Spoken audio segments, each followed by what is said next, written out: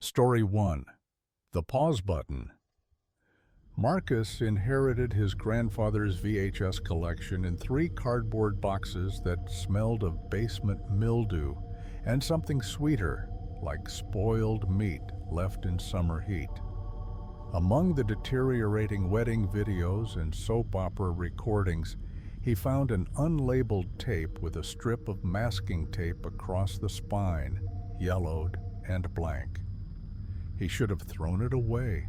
Instead, he pushed it into his salvaged VCR at 2:47 a.m., unable to sleep after his 3rd night shift that week. Static filled the screen, then resolved into what appeared to be the children's birthday party from the late 1980s. The colors were oversaturated, bleeding at the edges. A boy in a striped shirt blew out candles while adults clapped with their faces just outside the frame. Marcus pressed pause to check his phone. When he looked back, the frozen image had changed. The boy's face was pressed against the inside of the screen. Not the character in the video, the actual screen surface. Skin stretched taut against glass, nose flattened, lips spread wide to reveal teeth compressed against the barrier. Marcus jerked backward but couldn't look away. The skin was layering, multiplying. Another face pushed through the first, then another, building outward like a tumor of flesh pressed against the television surface. He could see stitches across some of the mouths, black thread woven through lips by something that looked like television static given physical form. The eyes blinked independently, some wide with terror, others squeezed shut, a few rolled back to show yellowed whites. They weren't just images. They moved with the thickness of actual tissue, veins visible beneath translucent outer layers. Marcus's hand trembled as he reached for the play button. The skin mass had swollen to at least 3 inches from the screen now, a grotesque bubble of human tissue that pulsed with its own heartbeat.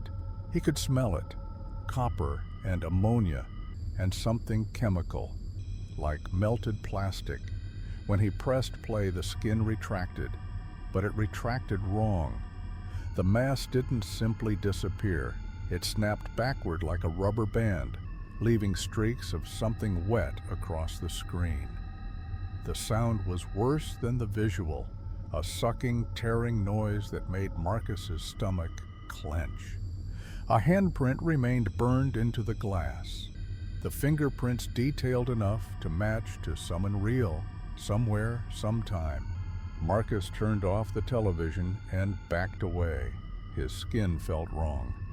When he looked down at his arm, nothing appeared different, but the sensation persisted, a peeling feeling, as if his epidermis was separating from the dermal layer beneath.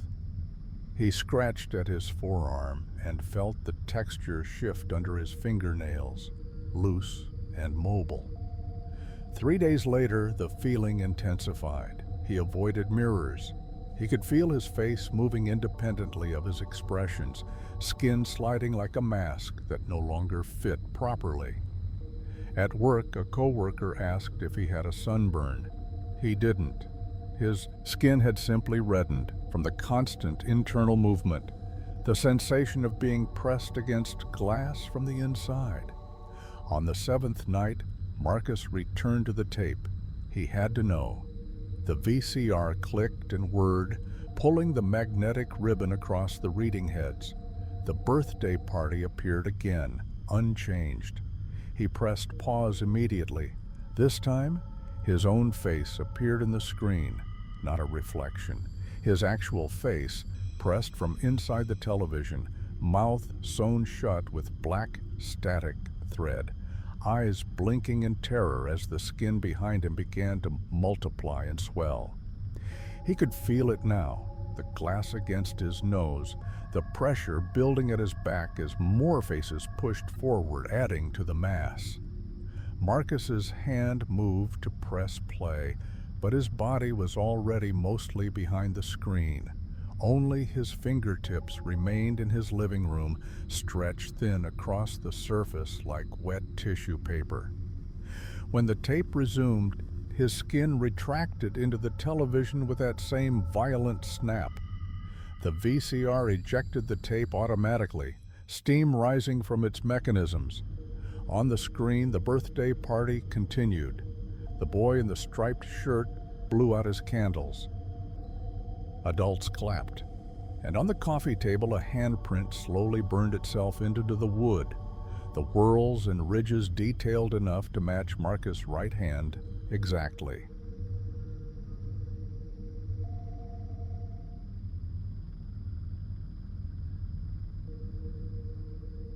Story 2. The Emergency Broadcast. Station WKTH went off-air in 1987 under circumstances that remained officially unexplained. The FCC report cited equipment malfunction and personnel abandonment, but former employees refused to discuss what happened during the final broadcast. The station's archives were sealed until 2019, when digital preservation efforts led a graduate student named Simone to request access for her thesis on regional broadcasting history. The archive box contained 47 tapes. 46 were standard local programming, news, weather, community announcements. The 47th had a red evidence tag attached, marked, "Do not broadcast, Exhibit 7. Simone signed the viewing waiver and took the tape to her apartment. The footage began normally enough. The WKTH studio at night, emergency lights casting red shadows across empty desks. Then the camera angle shifted, focusing on something in the corner. At first, Simone thought it was a costume or prop, a vertical arrangement of theatrical mouths stacked on a stand. Then they opened, all of them, simultaneously. There were at least 30 mouths fused directly to each other without any connecting tissue, heads, or bodies. Some were human, adult teeth, child teeth, elderly gums. Others were animal, canine fangs, something with multiple rows like a shark. And some were wrong in ways that defied classification, with teeth that curved inward and tongues that forked into fractal patterns. They began to speak. The sound that emerged wasn't speech, but a collision of voices, screaming, whispering, laughing, whopping, all at once, in multiple languages, including some that sounded pre-linguistic, ancient, inhuman. The words crashed into each other, forming a garbled emergency broadcast that cycled through every possible warning: nuclear attack, biological contamination, civil unrest, divine judgment, something coming from beneath, something arriving from above. Simone reached for the volume, but sound continued pouring from her laptop speakers even after she muted them. Then from her phone, then from her clock radio, which wasn't plugged in. The mouths spoke through every device capable of producing sound, their conflicting messages building into a physical pressure inside her skull. Saliva began dripping from the mouths on screen. Not normal saliva. This was thick and discolored, ranging from clear to pink to dark red. It poured continuously, filling the lower frame, pooling around the base of the mouth column. Some of the mouths were choking on it, coughing it back up, adding to the grotesque overflow. The liquid ran like it was viscous, clinging to itself, forming patterns that looked almost intentional. Simone felt her jaw ache, a deep molecular ache that radiated from the temporomandibular joint where her mandible connected to her skull. She opened and closed her mouth experimentally. Something felt loose. The hinge point moved with too much freedom, like a door with stripped screws. On screen, the mouths continued their cacophonous broadcast. One mouth near the top was laughing, a child's laugh, but sustained for minutes without breathing, mechanically looping. Below it, an elderly mouth recited coordinates that didn't correspond to any location on Earth. A canine mouth growled a single phrase in what might have been Latin or something older: os ad os, corpus ad corpus, finis initium. The pooling saliva began forming shapes. Simone leaned closer despite the pain in her jaw. The liquid was spelling something, letters forming and dissolving. Open wider. Let us out. Your mouth is the door. Simone's jaw cracked. Not metaphorically, she heard the actual sound of bones separating, cartilage tearing. Her mandible dropped lower than it should be able to go, dislocating. The pain, white hot and nauseating. She couldn't close it. The mouths on screen spoke louder, excited now, all saying the same thing in perfect unison. She's ready. The oral assembly is ready. Her reflection in the dark laptop screen showed her mouth hanging open, impossibly wide, and deep in her throat something was moving upward. Not vomit, not bile. Another mouth pushing up through her esophagus, forcing its way to the surface. It had gray, dying gums and teeth that belonged to someone else entirely.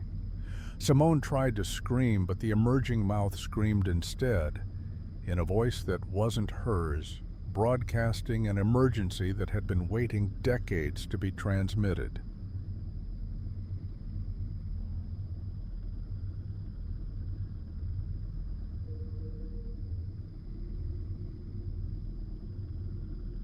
Story 3, Saturday Morning Massacre.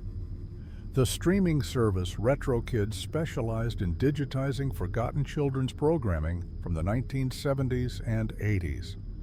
Archivists worked in a converted warehouse, transferring thousands of tapes sent in by schools, libraries, and estate sales. Most were standard fare, educational shows about science, morality plays with puppet characters, animated series about friendship and sharing.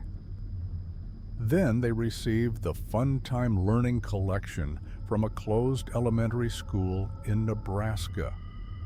Tape 14 had a handwritten label, "For young viewers, do not use." Quality control technician David loaded it anyway. His job was to catalog everything, flag inappropriate content, and create metadata. He'd seen plenty of weird shit. 1970s drug PSAs that would traumatize modern children, puppet shows with uncomfortable racial stereotypes, sex education programs that made him wince. This was different. The tape began with cheerful music and a title card in bright primary colors for young viewers. The background was the standard blue screen used in countless educational programs. Then the figure walked into frame. It had the basic shape of a human child, but something had gone catastrophically wrong with its proportions. The entity looked like it had been filmed in one aspect ratio, then compressed into another, then stretched again, multiple times, until its body no longer made physical sense. Its legs bent backward at the knees, then forward again at points where there shouldn't be joints. Arms twisted in spiral patterns, skin folding over itself like improperly resized digital footage, creating pockets and ridges of flesh that overlapped in impossible configurations. The worst part was the faces. The entity's head had the standard features: 2 eyes, a nose, a mouth, but copies of these features were embedded throughout its body. An eye where the elbow should be, blinking wetly as the joint attempted to bend. A nose protruding from the rib cage, nostrils flaring with breath that came from somewhere inside the torso, a mouth in the palm of each hand, lips moving independently, trying to form words. The primary face attempted to speak. "Hello, boys and girls. Today we're going to learn about..." But the audio corrupted instantly, transforming into a digital screech that sounded like tape being rewound at high speed, mixed with what might have been a child's lullaby played backward, mixed with screaming. David's hand froze on the mouse. He should stop the tape. He should flag this immediately and send it to his supervisor. But he kept watching as the failed child format moved closer to the camera, limbs bending in directions that made his stomach turn. The skin folded and unfolded with each movement, revealing glimpses of what was beneath. Not muscle or bone, but more faces, smaller ones, nested inside the body like Russian dolls made of human tissue. All the mouths on its body opened simultaneously. The lullaby emerged in fragments, each mouth singing a different note. The melody assembled from multiple throats. "Hush, little baby, don't you cry." But the words were wrong, reversed, corrupted. "Cry you don't, baby, little hush.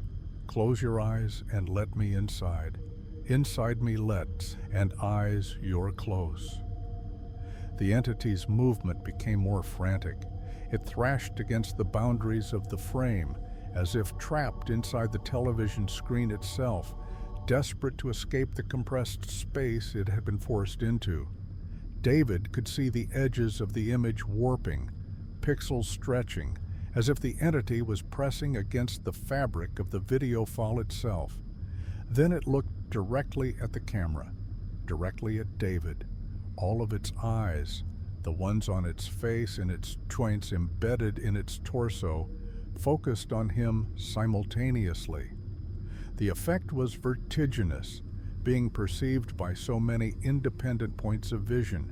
David felt his own body respond, joints tingling, skin feeling suddenly too loose, as if his aspect ratio was being recalculated by something outside his understanding. The audio crescendoed into pure noise, rewind screams and corrupted lullabies, and underneath it all, a whisper that might have been instructions. Resize yourself, compress your proportions, fit into the frame, for young viewers. You are for young viewers. You will teach them how to fold. David's elbow bent backward, not all the way, just a few degrees past straight. But he felt it. The joint loosening, the bone rotating in directions it shouldn't be able to go. He looked down at his arm in horror and saw his skin beginning to fold, creating a small ridge of tissue that hadn't existed moments before. He slammed his laptop closed and stood up, knocking his chair backward. His body felt wrong, proportions shifted, as if he was being viewed through a lens that was constantly adjusting. When he looked at his hands, they seemed to flicker between normal and slightly compressed. Fingers too short, then too long, then too short again. The cheerful music continued playing from inside the closed laptop. David ran to the bathroom and looked in the mirror. His reflection showed a face that was almost his own, but the aspect ratio was wrong. His eyes were slightly too far apart. His nose was a centimeter lower than it should be, and when he opened his mouth to scream, he saw a second mouth forming inside his cheek, lips pushing through the flesh, trying to sing that corrupted lullaby from inside his own body. The laptop in the other room ejected the tape with a mechanical click. The screen flickered back on, showing the title card, "For Young Viewers." The music played faster now, inviting, patient, ready to teach.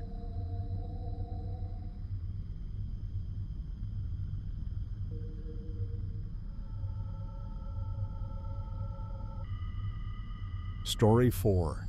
Teeth O'Clock.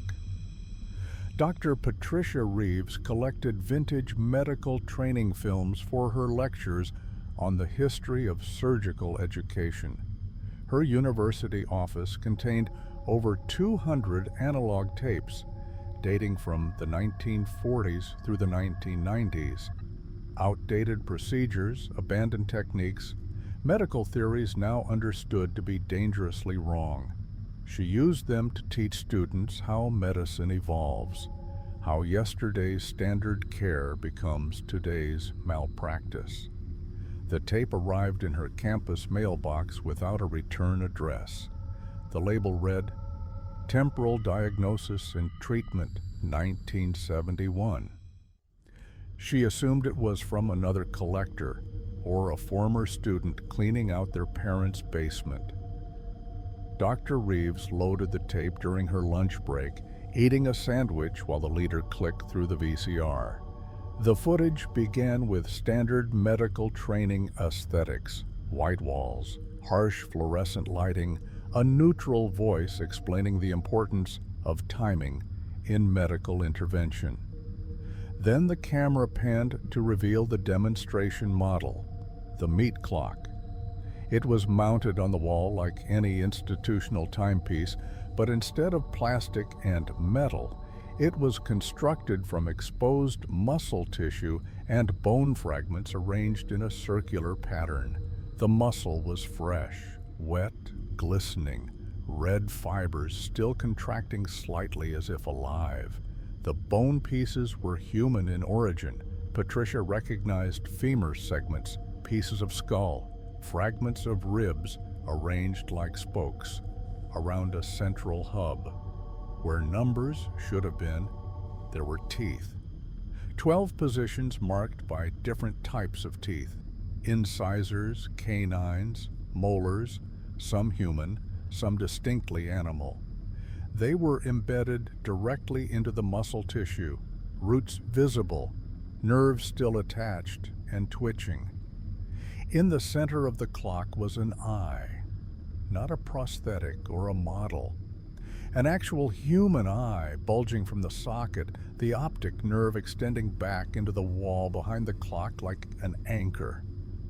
The eye was alive, moving, tracking the camera as it filmed. The iris was brown with flecks of green. Someone's eye, removed and mounted, and somehow still conscious. The tendons around the perimeter began to move.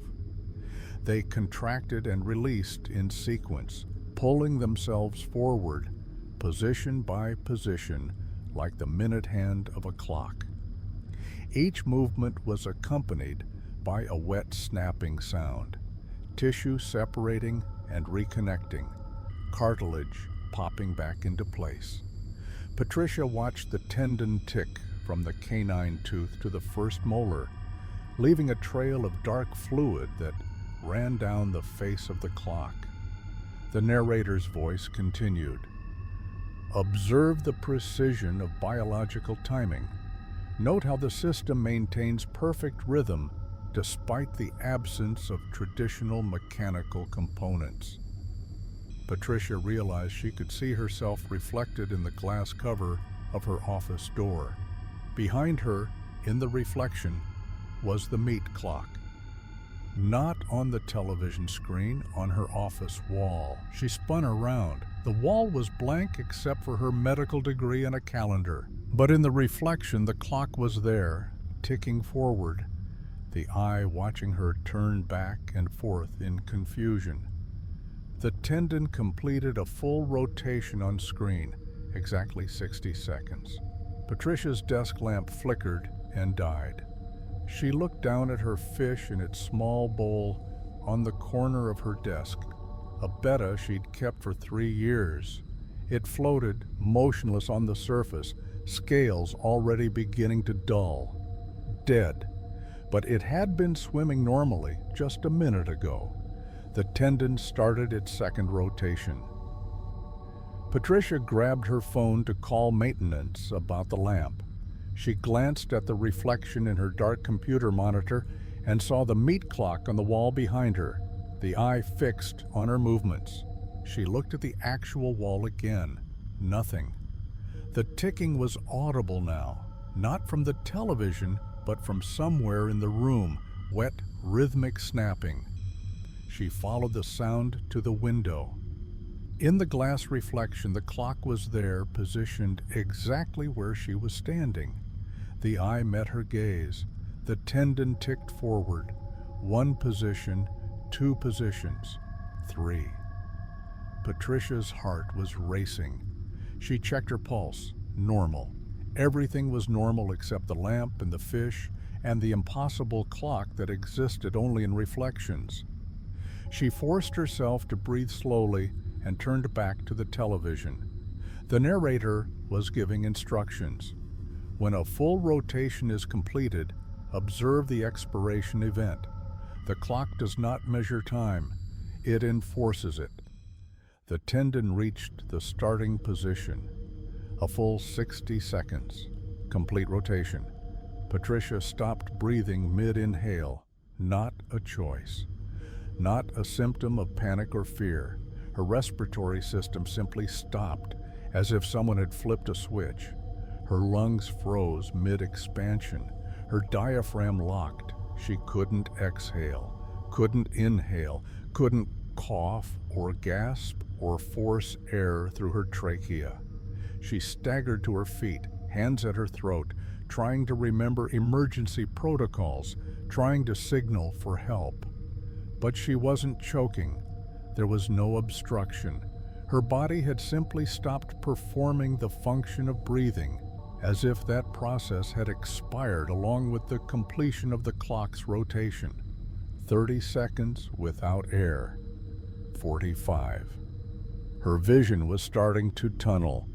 Patricia looked at the reflection in the window, seeing the meat clock clearly now. The eye was watching her suffocate with clinical detachment. The tendon had started a new rotation. Tick, snap, tick, snap. At 57 seconds, her lungs restarted. She gasped and fell to her knees, air rushing in painfully. The clock continued ticking. Behind her, in every reflective surface, the window, the monitor, the glass frame of her diploma, the meat clock watched, measuring, enforcing. The tape was still playing. The narrator concluded, "Remember, the temporal nature of biological systems is not fixed. It can be externally regulated. It can be expired on schedule." Patricia didn't turn off the VCR. She couldn't approach it, because in the black screen of the powered-off television, she saw the reflection clearly. The meat clock was mounted on her wall. The eye tracked her. The tendon ticked forward. And she knew that at some point, during some future rotation, the clock would complete its cycle and something else would expire. Her heartbeat, her neurological activity, her cellular function, something essential. The ticking continued, always in the reflections, never direct, measuring time until the next expiration.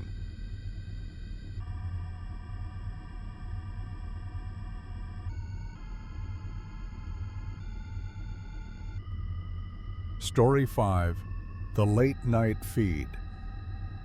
Tommy Bradshaw's insomnia started after his divorce. 3 months of sleeping pills and meditation apps hadn't helped, so he'd fallen into the routine of late-night television. Old movies, infomercials, whatever was on. His therapist said it was unhealthy, using electronic screens before bed. But at least it was better than staring at the ceiling, remembering everything he'd lost. At 3:47 a.m. on a Thursday, Tommy's channel surfing stopped on static. He was about to continue past it when the static resolved into what looked like a local access channel he had never seen before. The image was grainy, washed out, like footage from the 1980s. A children's show set, maybe, or an old studio with foam props and painted backdrops. Something was crawling out of a television within the television. Tommy leaned forward, brain fuzzy with exhaustion, trying to understand what he was seeing. The entity emerged slowly, deliberately. It was pale, not Caucasian pale, but the pallor of something that had never seen sunlight, never had blood flowing through capillaries, hairless, humanoid in the broadest sense, with a torso and limbs and a head, but the proportions were wrong. The torso was too long, stretched like taffy, ribs visible beneath translucent skin. The face was the worst part. It was locked in a permanent silent scream, mouth stretched open, far beyond what human jaw joints should allow. Opened so wide, Tommy could see straight down its throat, to what looked like a secondary mouth inside, this one lined with teeth and closed tight. The entity pulled itself fully out of the television and stood in what appeared to be someone's living room. The camera angle suggested a mounted security camera or a camcorder left recording. The timestamp in the corner read 03/23/14, though the date was corrupted into digital nonsense. Tommy's own timestamp read 3:48/02, close enough to make him uncomfortable. The sleep ingester, though Tommy didn't know its name, moved across the room with an unsettling gait, torso bending in ways that defied skeletal structure. It approached a couch where someone was sleeping. The camera angle didn't show the victim's face, just their body under a blanket, chest rising and falling in the slow rhythm of deep sleep. The entity's stomach opened, not metaphorically, not like undressing. The skin of its abdomen split vertically, peeling back to reveal a cavity lined with what looked like ribs. Human ribs, but mobile, flexing like fingers, reaching outward.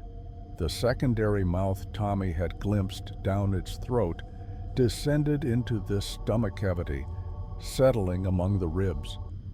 Jaw working in a chewing motion even though nothing was there yet. The sleep ingester bent over the sleeping victim. Tommy should have changed the channel, should have turned off the TV, but exhaustion and morbid fascination kept him frozen, watching as the entity's stomach mouth descended toward the victim's head, the ribs extended, wrapping around the person's skull like a cage, pulling them slowly upward into the cavity. The victim didn't wake up. That was somehow the most disturbing part. They continued sleeping, even as they were drawn into the creature's stomach, even as the rib teeth began to chew. The blanket fell away, revealing more of the person being consumed. Adult male, gray pajamas, one slipper falling to the floor, still sleeping, still breathing. Then the perspective shifted. The camera angle changed, and Tommy was seeing through the victim's eyes, third-person perspective, watching himself being eaten while remaining asleep. He, the victim, was floating outside his own body, observing the sleep ingester's consumption from a detached viewpoint. The entity's face was inches away, that permanent scream like a tunnel, and beyond it, down in the stomach cavity, the victim could see his own sleeping face being pulled deeper, the rib teeth working methodically. Tommy's real living room seemed to tilt. He felt a wave of vertigo, a dissociative lurch that made him question whether he was actually awake or if this was some elaborate dream. He looked down at his own body on the couch, confirming his position, confirming he was upright and conscious. The television showed the victim's perspective as he watched himself disappear into the sleep ingester's stomach. The last visible part was his feet, still relaxed in sleep, vanishing into the cavity. The entity's stomach closed with a wet sound, the ribs retracted, the skin sealed. And then the entity turned toward the camera. Tommy's blood went cold. The sleep ingester was looking at him, not at the security camera in the footage, at Tommy's actual camera, his actual TV, his actual living room. The permanent scream seemed to widen further, impossibly, and Tommy could see down its throat to the stomach mouth, which was opening again, eager, waiting. The screen went black. Tommy sat in darkness, heart hammering. His TV had turned off, the screen reflecting his own terrified face in its dark glass. Except his reflection wasn't quite right. He was sitting upright, but in the reflection his head was tilted back, mouth slack, eyes closed. Sleeping. The reflection showed him sleeping, while his actual body remained awake. Tommy stood up fast enough to make himself dizzy. He backed away from the television, watching his reflection in the black screen. It didn't move with him. It stayed on the couch, sleeping, vulnerable.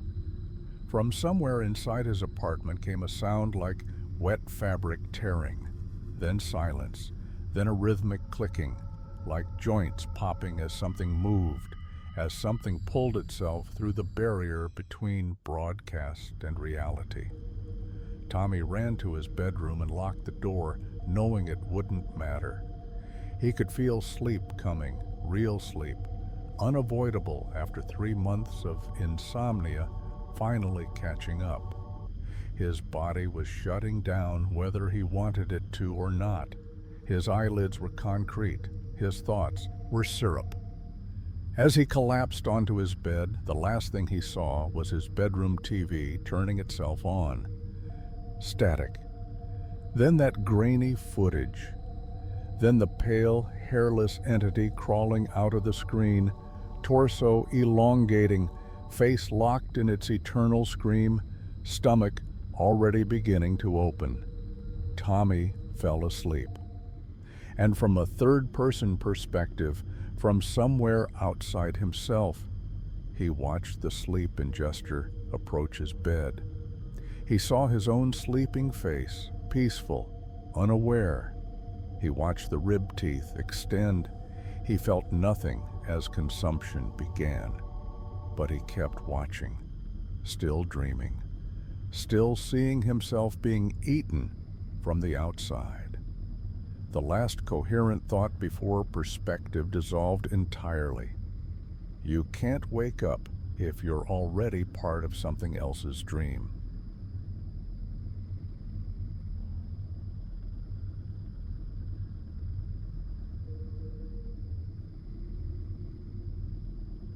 Story 6. Weather Advisory. The government housing complex at Riverside Gardens had been condemned for 3 years before the developer finally approved demolition. The residents had fled in under 48 hours, leaving behind furniture, clothing, and most disturbingly, no official explanation. The local news reported structural concerns, but neighbors whispered about screaming that sounded like thunder, and residents emerging from the building with their clothes soaked despite the dry weather. Miranda Chen was hired to document the interior before demolition, a standard archival project for her urban exploration photography portfolio. She entered Building C at 2 p.m. on a sunny Wednesday, camera in hand, expecting the usual abandoned site soy aesthetic: water damage, graffiti, evidence of squatters. What she found was different. The interior walls were not walls. Miranda's flashlight beam hit the surface, and she realized the texture was wrong. What should have been drywall or concrete was flesh-colored, slightly translucent, with visible veins beneath the surface. She approached carefully, reaching out to touch it. The wall was warm. It pulsed. A slow, rhythmic expansion and contraction, like breathing. She backed into the center of the hallway and looked up. The ceiling was the same, fleshy, organic, veined. A drop of liquid fell on her shoulder. She touched it instinctively, clear, warm, viscous, not water, something more like saliva or lymph fluid. The ceiling was sweating. From deeper in the building came a sound like distant thunder, but wrong. It rumbled with a wet quality, like coughing from massive lungs buried beneath the structure. The walls contracted with each rumble, the building itself breathing in response to the sound. Miranda's professional training fought against her instinct to run. This was unprecedented. She needed to document this. She raised her camera and started shooting, flash illuminating the biological corridor. In the photos, she could see more detail, the mold growing in patterns that resembled human anatomical features. What she'd thought was water damage resolved into the shape of fingers, dozens of them, growing like mushrooms from the floor. Ears emerged from the walls, delicate and fully formed, listening. The weather changed inside the building. Rain began falling from the ceiling, not metaphorically, actual precipitation, droplets forming on the skin surface above and falling in steady streams. But this rain was wrong. It was warm, body temperature, with a consistency too thick for water. It smelled of copper and ammonia. When it hit Miranda's skin, she felt it moving, seeking entrance through pores and follicles. She ran toward the exit but found it sealed. The doorway had filled with layers of translucent tissue, membrane-like, stretching across the frame like a caul. She pushed against it and felt it give slightly, sticky and warm. Beyond it, she could see the parking lot, the sunny day, the normal world. But the membrane wouldn't tear. It flexed and reformed, keeping her inside. Thunder rolled through the building again. The walls coughed.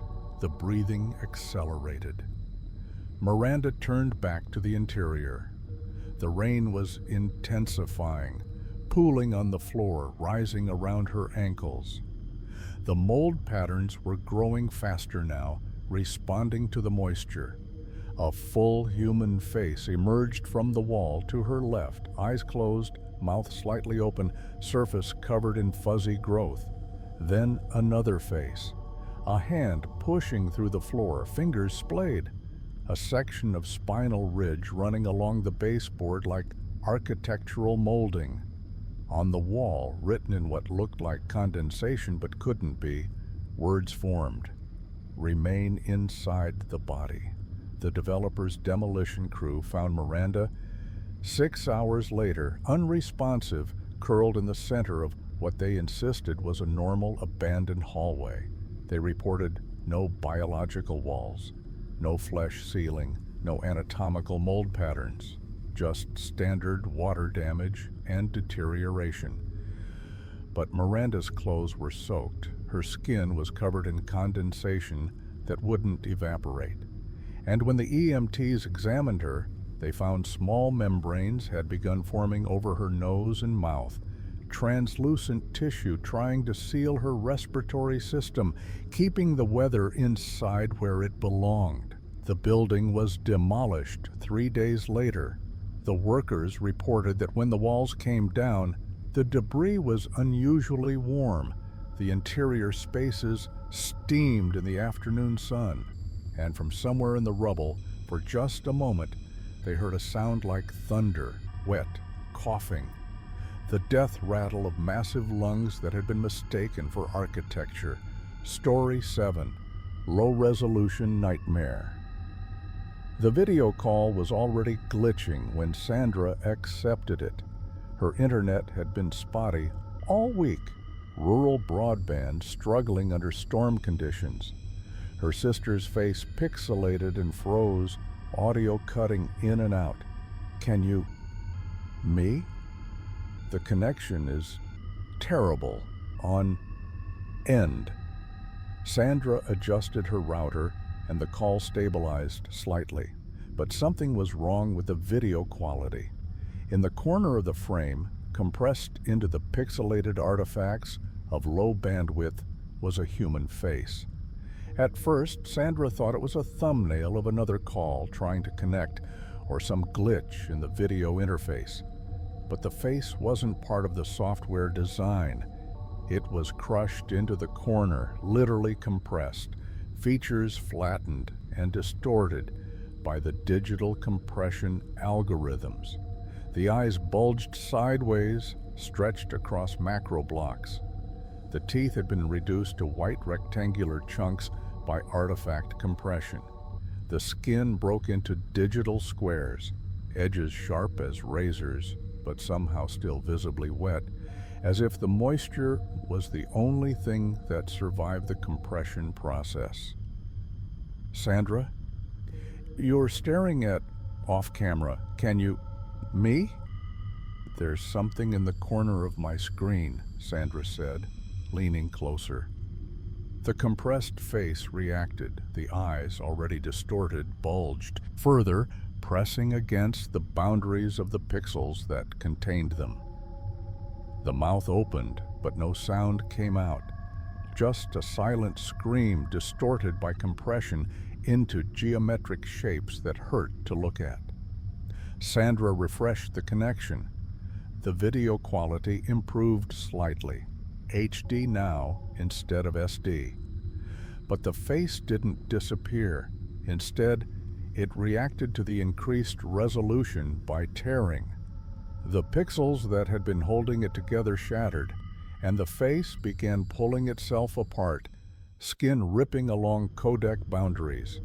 Sandra could see muscle beneath, or what the compression algorithm interpreted as muscle, red blocks dripping data that looked like blood but was probably just corrupted color values. What the hell? Sandra whispered. She ended the call. The face remained, not in the video call window, which had closed, in the corner of her desktop. It had migrated to her operating system, compressed into the edge of her screen, suffering. Sandra tried to look away but couldn't. The face was watching her, all of its distorted attention focused on her. She could see it trying to scream, mouth opening wider, jaw dislocating as the pixels tried to accommodate the movement but couldn't, resulting in more tearing, more corruption, more wet geometric chunks of face breaking away. She opened her system monitor to force quit the application. The face appeared in the corner of that window too, then in her browser, then in her file explorer. It was propagating through her system, appearing in every corner, every edge, every space compressed enough to hold it. Sandra shut down her computer. The monitor went black. But in the darkness, she could see her own reflection, and in the corner of that reflection, compressed and suffering, was the face. It was looking at her from inside the black screen, pressing harder now, trying to escape the compression, trying to break free from the resolution that trapped it. She covered the monitor with a blanket and backed away, but her phone screen showed the same thing, the compressed face in the corner, watching, screaming silently. So did the microwave display, the digital clock on her oven, any screen, any display, any surface that could render pixels. Sandra felt a tingling in her own jaw, a strange pressure, as if her face was being observed and measured and compressed by something calculating the minimum resolution required to contain her. She touched her cheek and felt it shift, pixels of flesh rearranging under her fingertips. Her vision stuttered, the world around her dropping to a lower frame rate. In the mirror, she saw her own face beginning to compress. One eyes sliding sideways, teeth flattening into white blocks, skin breaking into distinct squares that still somehow stayed attached. The compression was happening in real time, her resolution dropping, her features being sacrificed to fit into a smaller and smaller space. She tried to scream, but the sound came out compressed too, a digital screech, bit crushed and artifacted. Her reflection screamed back, mouth opening into impossible geometric shapes, pixels tearing, wetness dripping upward as gravity itself got corrupted by the codec errors. The compressed face in the corner of her phone screen smiled, or tried to. The expression was lost in the distortion, but Sandra understood the intent. It wasn't alone anymore. She was joining it in the corner, being optimized, being reduced, being compressed until she fit into the smallest possible space while still being technically recognizable as human. Sandra's vision fragmented into macro blocks. Her thoughts stuttered at 15 frames per second. Her body flickered between resolutions, 1080p, 720p, 480p, dropping lower with each cycle. She could feel herself becoming a thumbnail, a preview, a compressed representation of who she used to be. And in every screen in her house, in every reflective surface, the corners filled with faces, hundreds of them, all compressed, all suffering, all screaming in silent, bit-crushed agony, all watching each other tear apart, all waiting for the resolution to drop just a little bit further.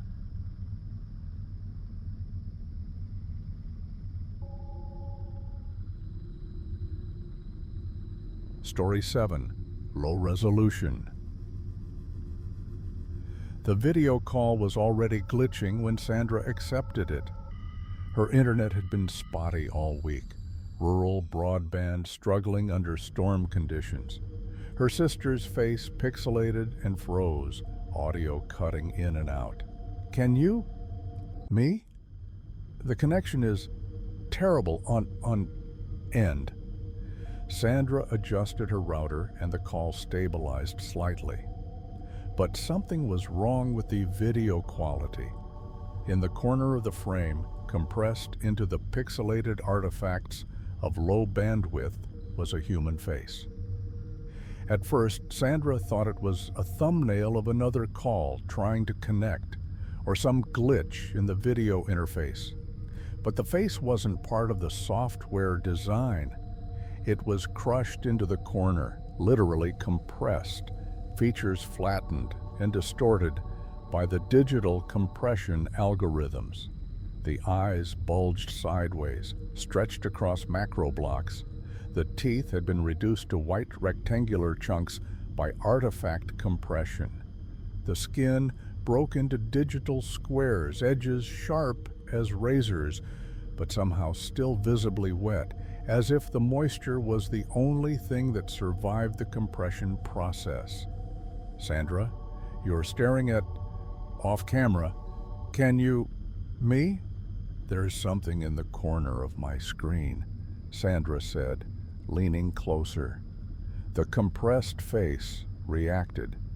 The eyes, already distorted, bulged further, pressing against the boundaries of the pixels that contained them. The mouth opened, but no sound came out, just a silent scream distorted by compression into geometric shapes that hurt to look at. Sandra refreshed the connection. The video quality improved slightly, HD now instead of SD. But the face didn't disappear. Instead, it reacted to the increased resolution by tearing. The pixels that had been holding it together shattered, and the face began pulling itself apart, skin ripping along codec boundaries. Sandra could see muscle beneath, or what the compression algorithm interpreted as muscle, red blocks, dripping data that looked like blood, but was probably just corrupted color values. "What the hell?" Sandra whispered. She ended the call. The face remained, not in the video call window which had closed, in the corner of her desktop, It had migrated to her operating system, compressed into the edge of her screen, suffering. Sandra tried to look away but couldn't. The face was watching her, all of its distorted attention focused on her. She could see it trying to scream, mouth opening wider, jaw dislocating, as the pixels tried to accommodate the movement but couldn't, resulting in more tearing, more corruption, more wet geometric chunks of face breaking away. She opened her system monitor to force quit the application. The face appeared in the corner of that window too, then in her browser, then in her file explorer. It was propagating through her system, appearing in every corner, every edge, every space compressed enough to hold it. Sandra shut down her computer. The monitor went black. But in the darkness, she could see her own reflection. And in the corner of that reflection, compressed and suffering, was the face. It was looking at her from inside the black screen, pressing harder now, trying to escape the compression, trying to break free from the resolution that trapped it. She covered the monitor with a blanket and backed away. But her phone screen showed the same thing, the compressed face in the corner, watching, screaming silently. So did the microwave display, the digital clock on her oven. Any screen, any display, any surface that could render pixels. Sandra felt a tingling in her own jaw, a strange pressure, as if her face was being observed and measured and compressed by something calculating the minimum resolution required to contain her. She touched her cheek and felt it shift, pixels of flesh rearranging under her fingertips. Her vision stuttered, the world around her dropping to a lower frame rate. In the mirror, she saw her own face beginning to compress. One eye sliding sideways, teeth flattening into white blocks, skin breaking into distinct squares that still somehow stayed attached. The compression was happening in real time, her resolution dropping, her features being sacrificed to fit into a smaller and smaller space. She tried to scream, but the sound came out compressed too, a digital screech, bit crushed and artifacted. Her reflection screamed back, mouth opening into impossible geometric shapes, pixels tearing, wetness dripping upward as gravity itself got corrupted by the codec errors. The compressed face in the corner of her phone screen smiled, or tried to. The expression was lost in the distortion, but Sandra understood the intent. It wasn't alone anymore. She was joining it in the corner, being optimized, being reduced, being compressed until she fit into the smallest possible space while still being technically recognizable as human. Sandra's vision fragmented into macro blocks. Her thoughts stuttered at 15 frames per second. Her body flickered between resolutions, 1080p, 720p, 480p, dropping lower send with each cycle.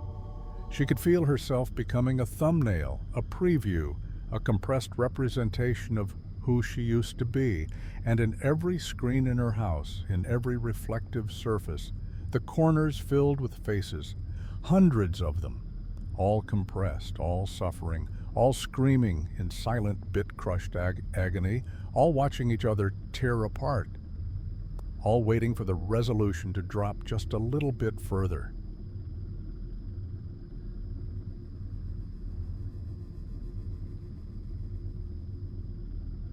Story 8. The New Anatomy. Dr. Richard Voss's medical practice had been in decline for 3 years when he received the package.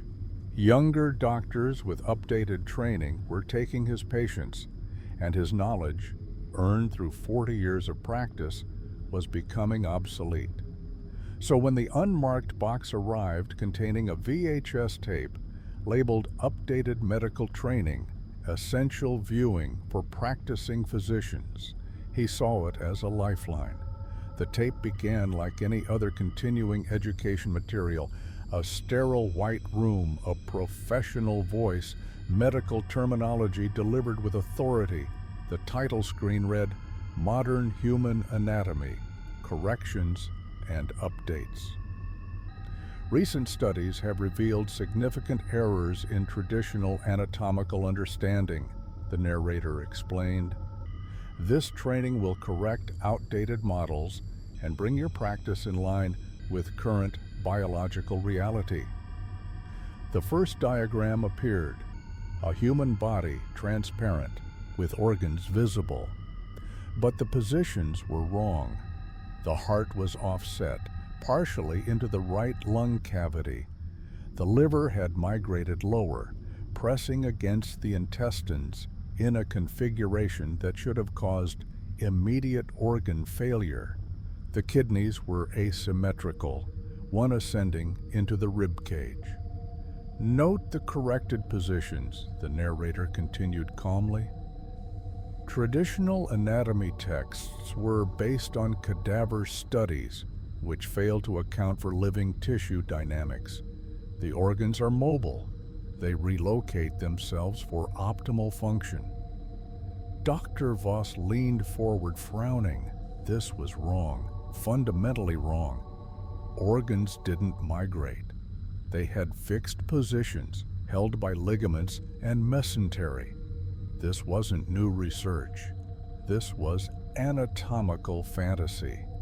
The video continued. A new diagram showed the muscular system. Extra joints had been added to the limbs. Elbows that bent at 2 points instead of 1. Knees with lateral hinges. Fingers that could fold backward as easily as forward. The narrator described each modification as if it were standard medical knowledge. Resistance to these anatomical facts indicates systemic illness, the voice warned. Patients reporting traditional joint configurations should be immediately referred for corrective consultation. Then came the skeletal system.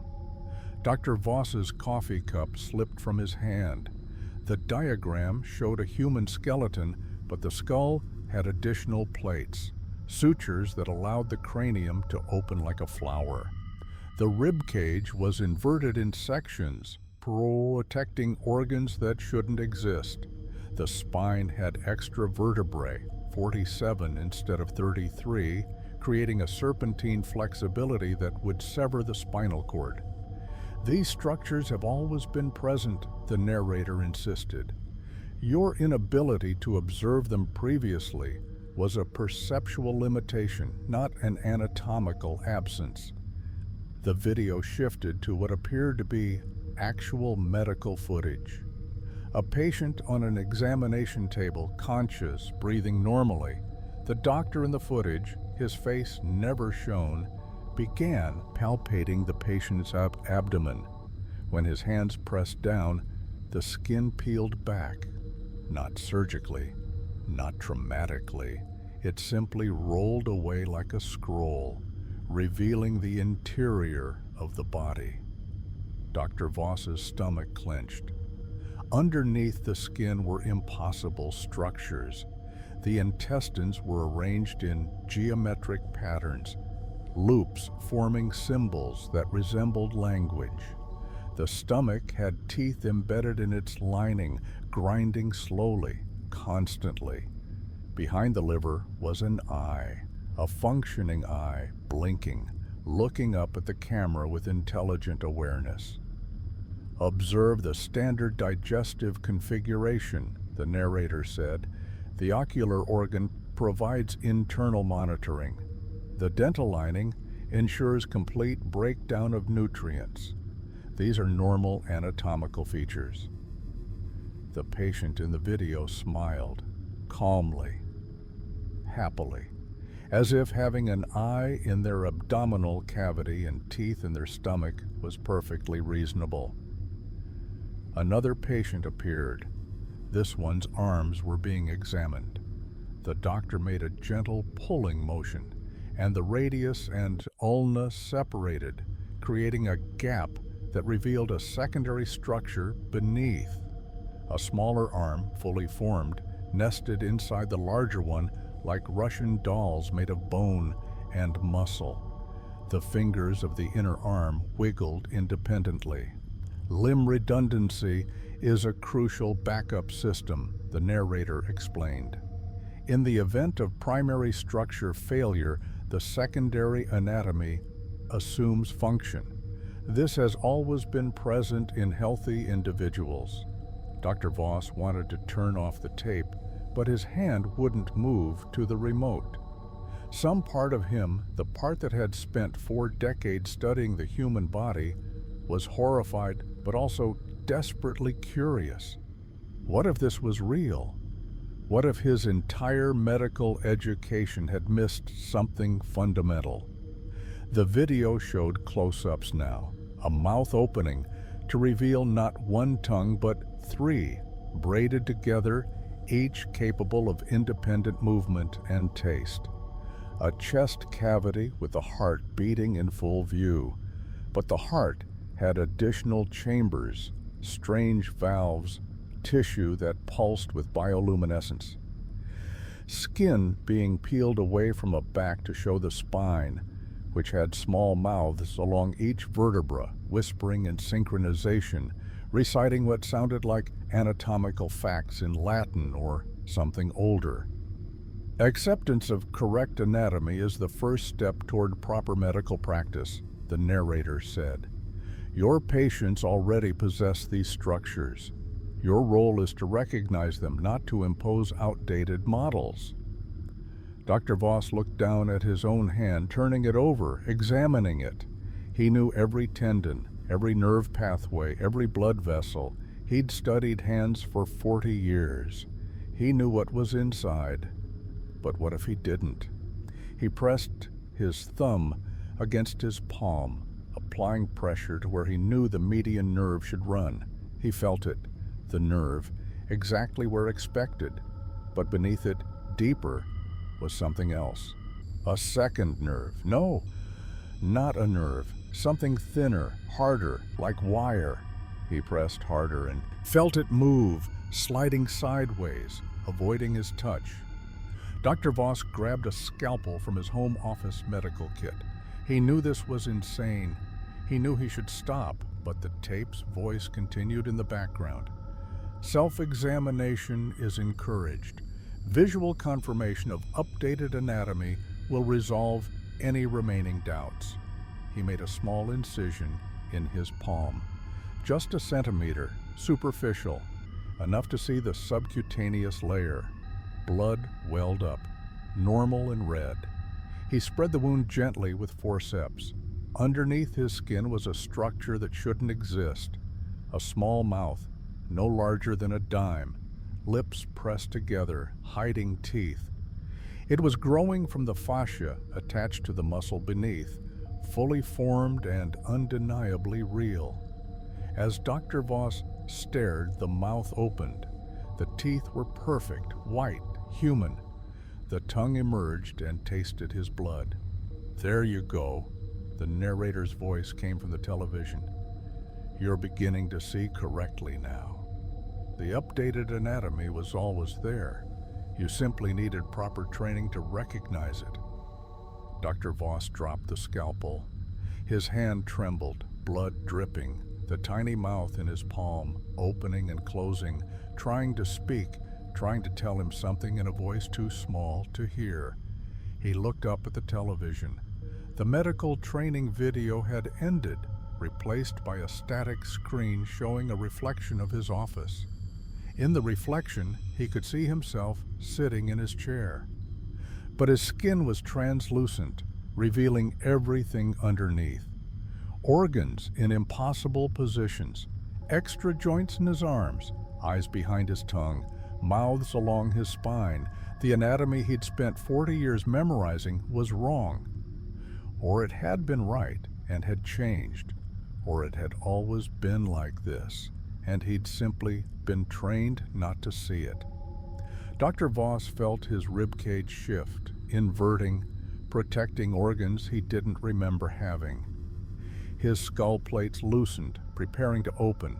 His spine added another vertebra, then another, lengthening, improving, updating itself to match the new standard. Resistance indicates illness.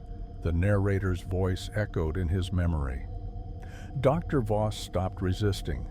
He felt his body begin its corrections, felt his organs relocate themselves for optimal function, felt the secondary structures emerging from within the primary ones, the backup systems activating, the updated anatomy asserting itself over the obsolete configuration he'd been born with.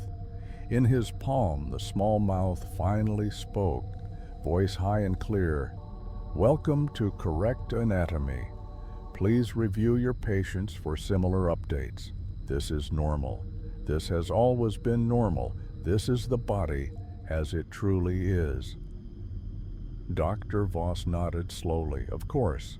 How had he practiced medicine for 40 years without seeing this? How had he missed something so obvious, so fundamental? He would need to update his medical textbooks. He would need to inform his colleagues. He would need to help his patients understand that their bodies were incorrectly assembled, that the anatomy they thought they had was a comfortable fiction, that the true structures were waiting beneath, ready to emerge, ready to be recognized.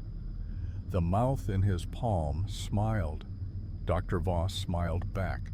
And throughout his house, in every mirror, every reflective surface, his updated anatomy was visible, organs shifting, joints multiplying, skin peeling back to reveal the corrected structures underneath. This was medicine now. This was the body as it truly was. This was normal.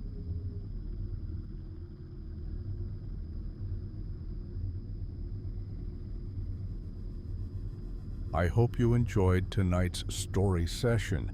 Subscribe so we can listen together tomorrow. Sleep well, dear listener.